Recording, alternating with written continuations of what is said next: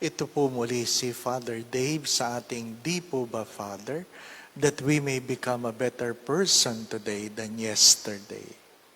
I hope you are well. Sana kayo po ay nasa mabuting kalalagayan. Ano po? Patuloy po ang pag-iingat sapagkat may virus pa. Ano po? Or wala pang gamot. Ano po? Wala pang gamot.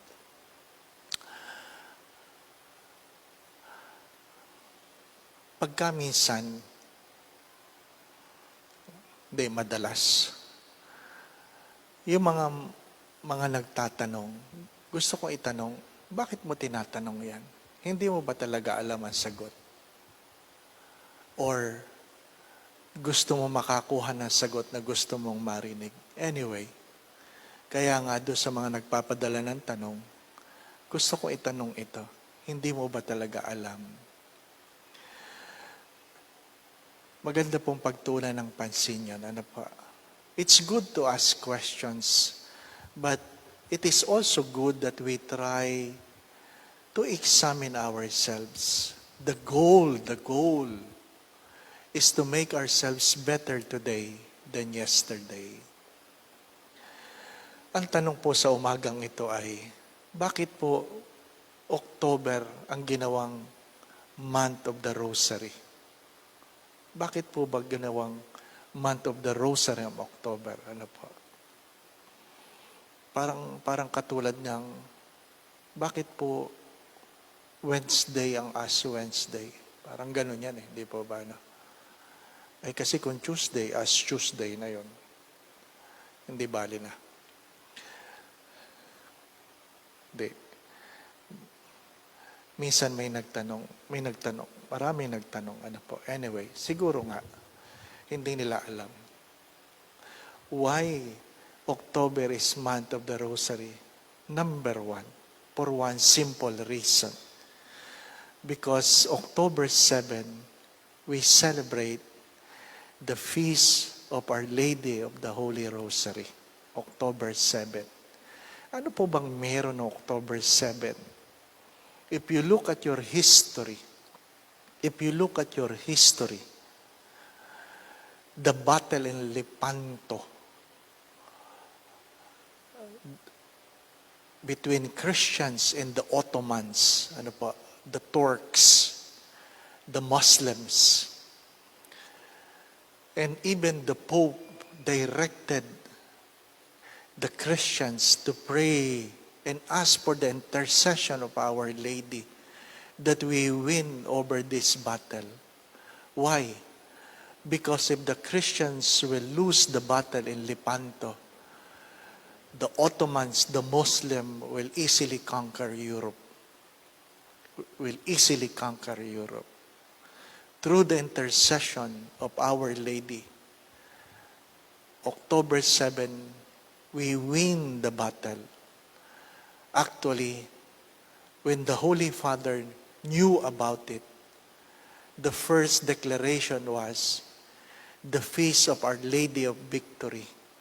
And later on, it was changed to the feast of Our Lady of the Holy Rosary. My dear friends, my brothers and sisters, there are many battles in our lives. But what have you done with it? Magandang pagtuunan po ng pansin yan. Ano pa? Hindi ito kathang-isip. Hindi ito gawa-gawa lang. Ito isang pangyayari. Isang pangyayari. When the whole church asks the intercession of Our Lady so that we will be able to win this battle against the Turks, against the Ottomans. Ano pa? Pero mas concern ako doon sa mga taong patuloy na tumutuligsa sa mahal na Birhen. Sasabihin, wala namang nakasulat sa Biblia na ikaw ay pumunta sa mahal na Birhen at ikaw ay magpadasal. At ikaw ay magdasal, yung iba magdasal. Ano po? Kayo mga Katoliko, wala namang nasusulat na sambahin niyo si Maria. Ang sagot ko doon ay wala naman ho talagang nasusulat na sinasamba namin. Ano po? Wala hong nasusulat na sinasamba namin si Maria. But we revere Mary, the Mother of God. Wala namang nasusulat na humingi ka ng panalangin that you ask the intercession of Our Lady. Meron. Ayaw mo lang basahin. The first manifestation of Jesus is the wedding at Cana. Who interceded for the couple that they have no more wine? Who interceded? You who think and consider yourselves among Bible scholars. Basahin mo. Who interceded and told Jesus they have no more wine? Was it the servant? No. It was Our Lady who interceded for the couple. They have no more wine. Mga minamahal na mga kapatid, marahil ang pangalawang punto ay ito. Don't ever consider yourself a Christian if you despise Mary. Don't ever proclaim it to the world that you are a Christian when you cannot respect Mary. Because the moment you despise Mary, you want to erase Mary. It's one way of saying, I do not believe in the humanity of Jesus. I do not believe in the humanity of Jesus. The moment you fail to believe it, then it makes you a non-Christian. Because the Jesus we believe is the human Jesus. And the only way to be human is to be born of a woman. Who is the woman that has given birth to Jesus? Mary. Mary is the woman. Every time you despise and question the role of Mary, truly I tell you, you, born again, I'm sorry for saying this. You are not really a real Christian.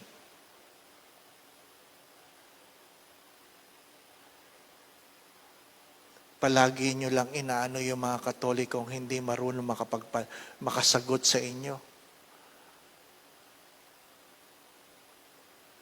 Don't ever claim that you are Christians when you cannot accept Mary as Mother of God.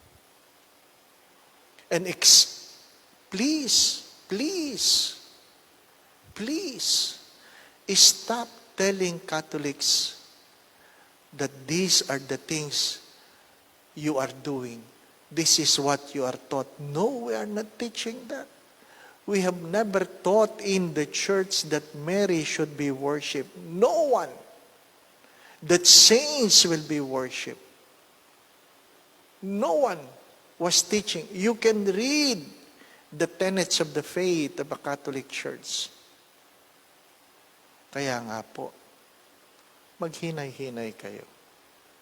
Maghinay-hinay kayo. Baka ang inyong mga sinasabi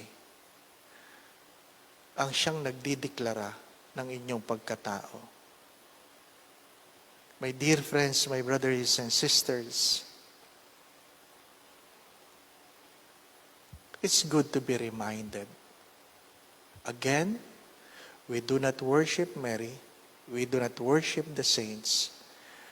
But if you cannot find in the Bible that we should be asking for their intercession, read more.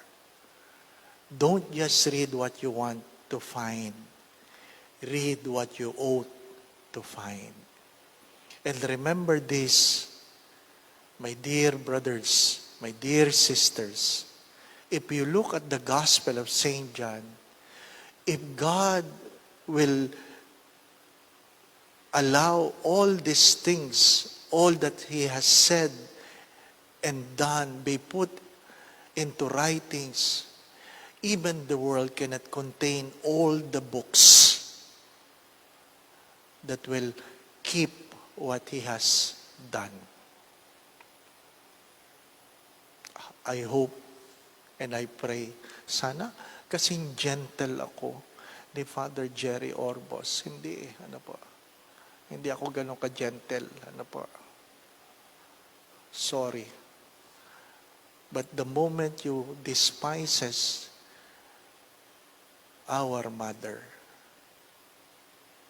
you will hear from me.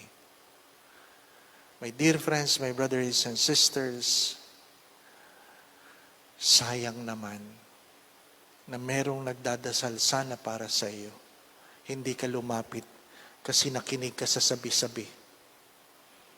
At yung mga nakikinig sa sabi-sabi, ang tawag natin doon, walang bait sa sarili. My dear brothers and sisters, remember this. Keep this in your mind. Put this in your heart. Walang sino mang dumudulog sa mahal na Birhen na umuuwi na hindi pinagpala. Walang sino mang dumudulog sa mahal na Birhen na umuuwi na hindi pinagpala. Kahit kailan hindi sinabi ng mahal na ina, sambahin mo ako. Ang isa sa napakamaliwanag na sinabi ng mahal na ina, do whatever He tells you. She pointed her fingers to Jesus and said, do whatever He tells you.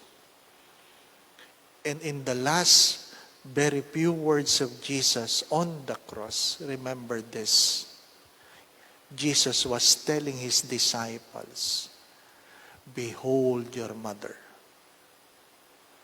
Mother, behold your son. Behold your mother. Do not forget that. Again, ito po si Father Dave sa ating di po ba, Father, that we may become a better person today than yesterday. Ingat po palagi. Binabati ko po yung mga nasa Canada. Canada. Winnipeg. Ano pa yung iba? Calgary. Meron pang isa eh. Calgary. Meron pang iba eh. Anyway. Batiin ko rin daw ang mga taga Cagayan Valley. Cagayan Valley. Cagayan Valley. Meron pa eh. Ang mga taga Sambuanga. Mga taga Sambuanga. Malapit na ang piyesta na Our Lady of Pilar. God bless.